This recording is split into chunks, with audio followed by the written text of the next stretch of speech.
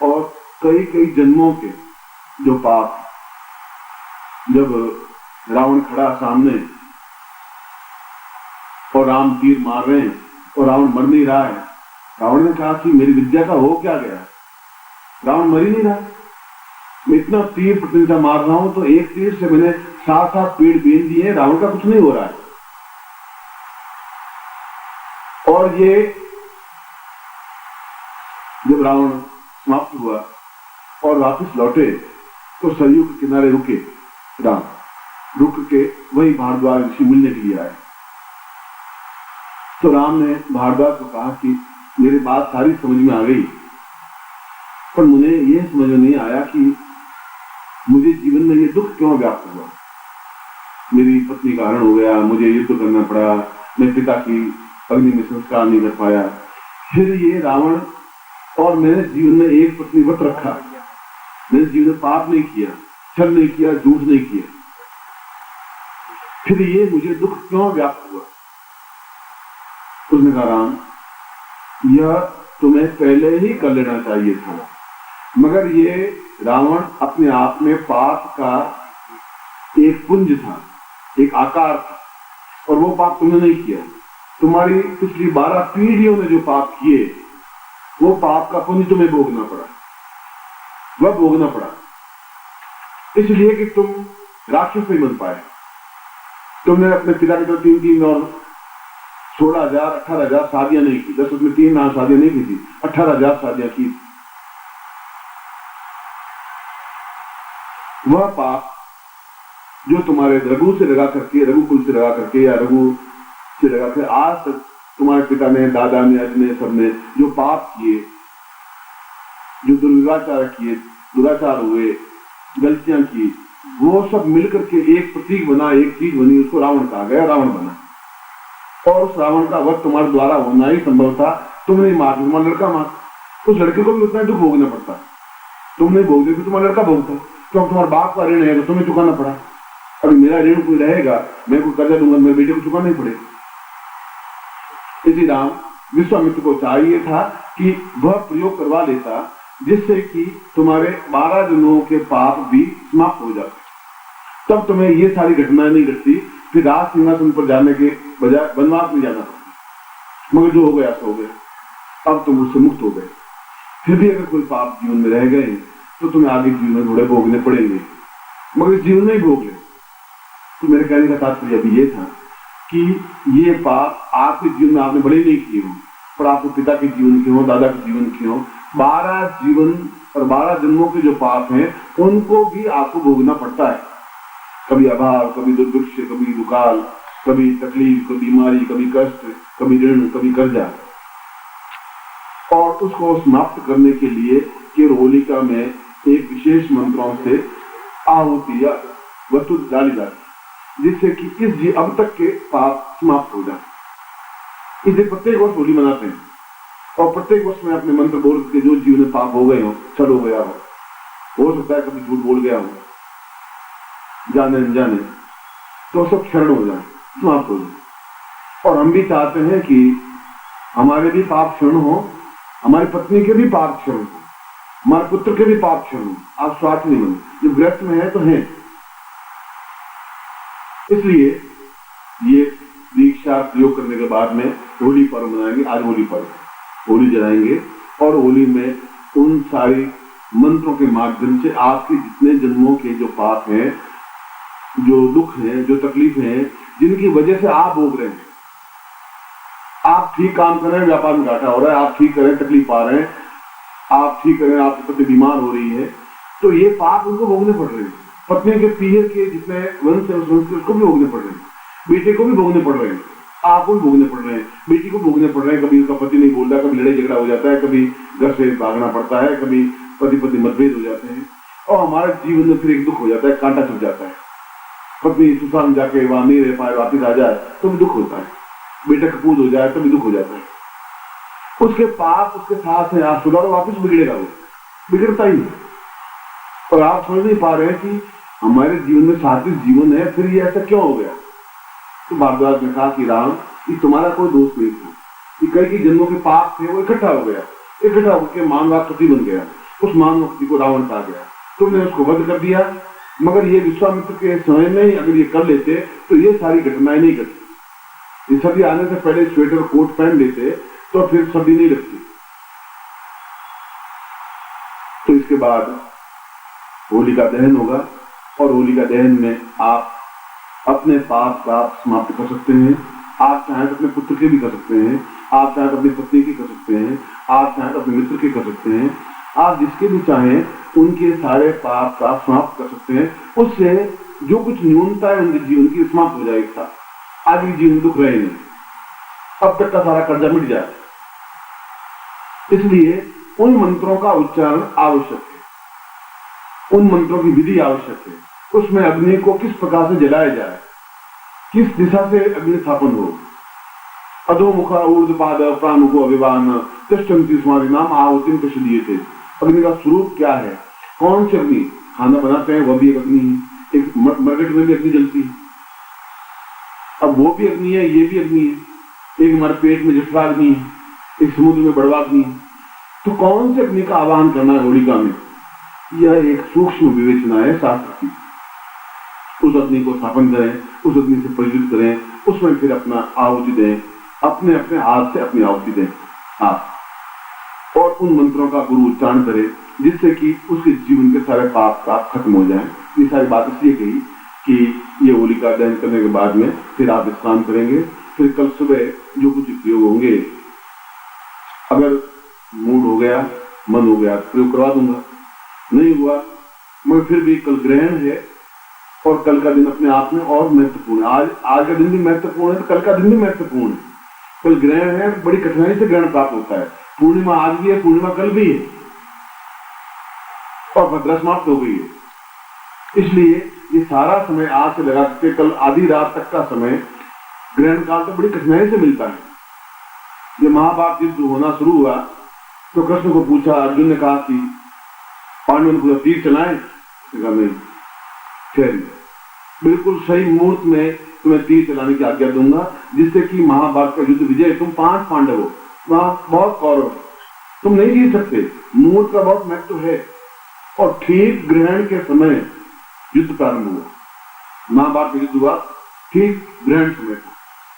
तो ग्रहण अपने आप में खराब नहीं है, साधकों के लिए, साधनाओं के लिए तो एक अद्वितीय मौका है। फिर पूर्णिमा का दिन, होली का अवसर। इसलिए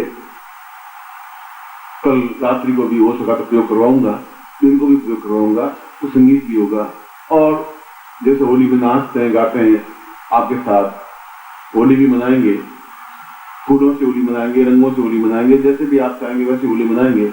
आप जिस ढंग से मेरे साथ होली मनाएंगे, मगर मस्ती के साथ, खुशी के साथ, आनंद के साथ और जीवन का चैतन्यता के साथ। एक साल और बाद कितने देखा है होली, कैसी आएगी, कब आएगी, क्या आएगी, आप कहाँ होंगे, मैं कहाँ होऊंगा, आप साथ मिल पाए, मैं मिल पाऊं।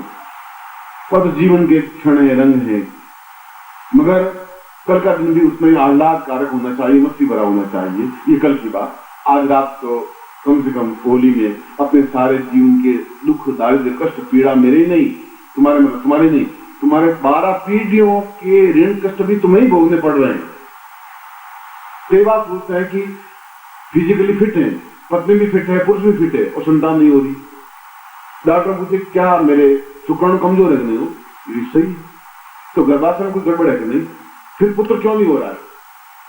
साइंस के पास कोई जवाब नहीं। ये है कि कोई पिछले जीवन में जरूर कोई पाप किया है, तुम्हारे द्वारा किसी बालक का वध हुआ है, तुम्हारे पिता के द्वारा, दादा के द्वारा कोई कुचला गया है और वो श्राप में भोगना पड़ रहा है। जोधपुर के घराने को श्राप कि कोई दादा अपने पोते का मुंह नहीं देख पाता। जो पोता होने की अवस्था होती है, हफ्ते पर पहले दादा की मृत्यु हो जाती है। पिछले 22 पीढ़ियों से ऐसा हो रहा है। जब जोधपुर किला बना 1520 में, तब से यानी 500 साल हो गए। क्यों? चिड़ियानाथ में ठहरे थे और उसको जबरदस्ती भगा दिया, हटा दिया। जोधा जी जोधपुर बसाया तो चिड़िया कहा कि तुम कभी अपनी जिंदगी तुम्हारा वंश पोते का मुंह नहीं देख पाए, जाओ। और आज तक कोई दादा अपने पोते का मुंह नहीं देख पाया। बेटा तो पैदा किया, तो बेटे का बेटा होने को आया तो महीने भर बाकी रहता, पहले उसकी मृत्यु हो जाती। मैं जोधपुर की घटना सुना रहा हूं, मैं बोल रहा हूं। उन चिड़ियानाथ थे, उन्हीं के क्षेत्र में अवैधनाथ थे, वे एक ही नाथ पंथ थे। तो उन्होंने, यहाँ कृष्णा कुमारी है, उन्होंने बड़ी प्रार्थना की कि किसी प्रकार से सांप हमारे जीवन छट जाए। 500 साल से वो सांप भुगत रही, तो वो चिड़ियानाथ का सांप आज भी उनको भोगना पड़ रहा है।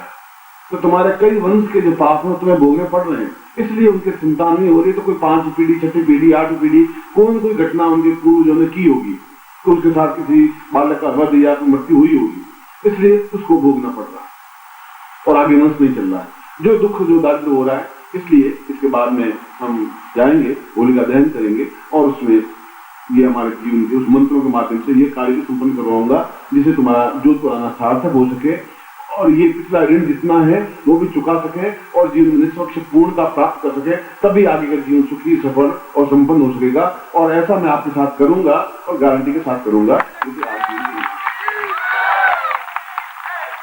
अब मैं पहले तो कैसा सम्मान दीजिए,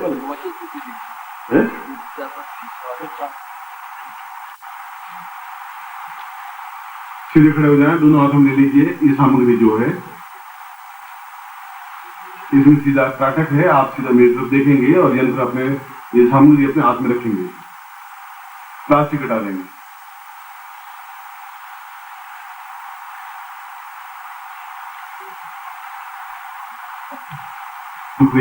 कृत्वा सा पूर्वता देवास्ता पूर्वतमेवदि एवं सा परिपूर्णत्वं स्वा कार्यान्वितानदि पूर्णसां तंत्र सिद्धि स्यात् पूर्णदेवावोच्यते तत्रादो पूर्णा यतोस्मानं। जहाँ पर मैं आपका गोत्र कहूँ आप गोत्र बोलना है, जहाँ पे आपका नाम कहूँ आपको नाम बोलना है, और ये दोनों हाथों में सामग्री रखनी है। फिर बता दूंगा इसका उपयोग कैसे होता है। और सीधे आप पंजों के बल पर खड़े होंगे, एड़ी नहीं टिकेगी आपकी, एड़ी छोड़ देंगे और पंजों के बल खड़े होना है, यानी अंगूठा और 4 उंगलियां जमीन पर टिकेगी, ये ध्यान रखना। हाथ सीधे होने चाहिए बिल्कुल ऐसा, और नजर मेरे ऊपर होनी चाहिए, और बीच में कोई आवे जावे नहीं, हिले डुले नहीं।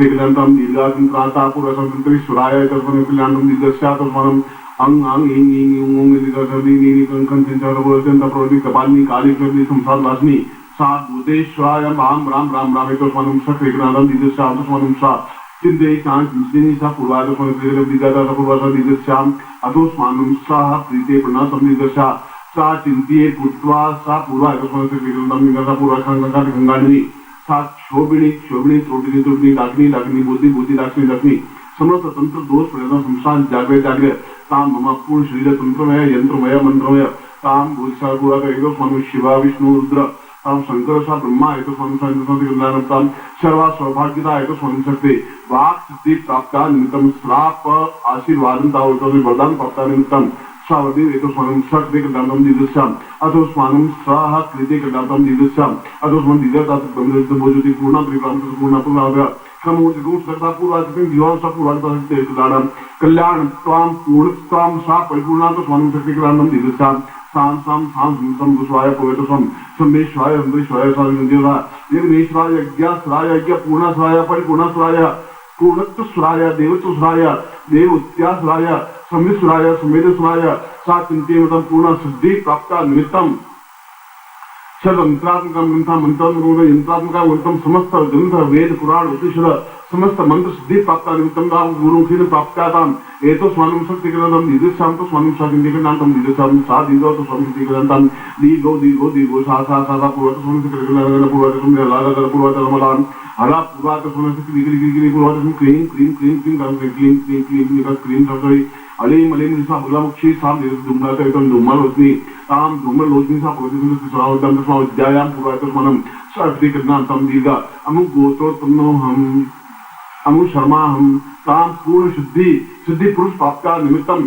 सर्व होलिका दहन समय ये तो स्वामी सा फाल्गुन मासेश्वरी शुक्लपक्षिया तो पूर्णिमायाम रात्रो ज्योतिर्देवता पूर्वतम गुरुमुखेन प्राप्ता मंत्रम सा पूर्ण सिद्धि प्राप्त निमित्तम सर्वेश्वाय तंत्र मंत्र योग यदा पूर्व समस्त वेद उपांग उपनिषद प्राप्त सा सभ्यम संपर्दे। आंखों को लगा करके अपने हाथ में लो, अब मंत्र बोलना हूं, आप मेरे साथ मंत्र बोलेंगे। बोले ओम महामृत्युंजयाय पूर्णतंत्रेश्वराय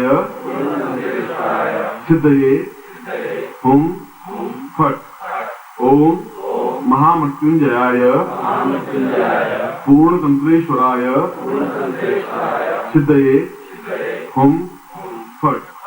ओम महामृत्युंजयाय पूर्णतंत्रेश्वराय सिद्धये हुम फट। ये केवल 3 दिन की साधना है और रोज 5 माला मंत्र जाप करना है और उस माला से करना है जिस माला का आपने प्रयोग नहीं किया हो। और इसमें मूंगे की माला या हकीक माला या स्फटिक माला, तीनों में से कोई भी एक माला का प्रयोग कर सकते हैं, मगर उस माला से पहले कोई मंत्र जाप नहीं किया हो और इस माला से दूसरा मंत्र जाप नहीं होता है, वह माला इसके साथ रखेंगे। और अगर आप कहीं जाएं तो ये जो लकड़ी का ये तो पूजा स्थान में पड़ा रहेगा ये साल भर तक।